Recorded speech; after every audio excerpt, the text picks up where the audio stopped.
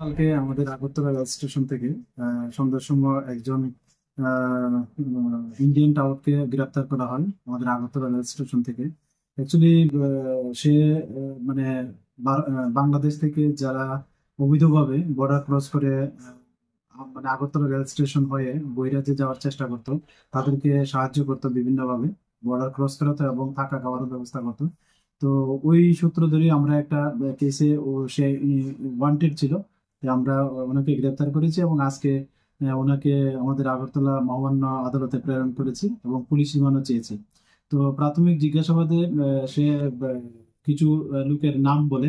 তো আমরা এগুলি সত্যতা যাচাই করছি এবং এই নামগুলি আমাদের যে বিএসএফ এর গোয়েন্দা দপ্তর আছে এবং আমাদের যে অন্যান্য সিস্টার এজেন্সি আছে সবাইকে এটা শেয়ার করেছি এবং আমরা দেখি এবং ওদেরকে আইডেন্টিফাই করে আমরা অবশ্যই তাদের আইনের আওতায় আনবো।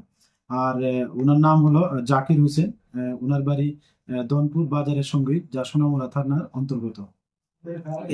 এর আগে ওই রকম ইয়েতে যুক্ত ছিল? এইগুলি আমরা সব পিএস কে মেসেজ দিয়েছি যে উনি আর কোনো মামলাতে যুক্ত আছে কিনা। তো আমরা দেখছি, যদি থাকে অবশ্যই তাও এটার মধ্যে ইনক্লুড করবো। তার কাছ থেকে বিশেষ কিছু পাওয়া গেছে? না, তার কাছে এমন কিছু বিশেষ কিছু পাওয়া যায়নি, কিন্তু আমরা ওই যে নামগুলি বেরিয়ে আসছে এগুলি আমরা সততা যাচাই করার চেষ্টা করছি।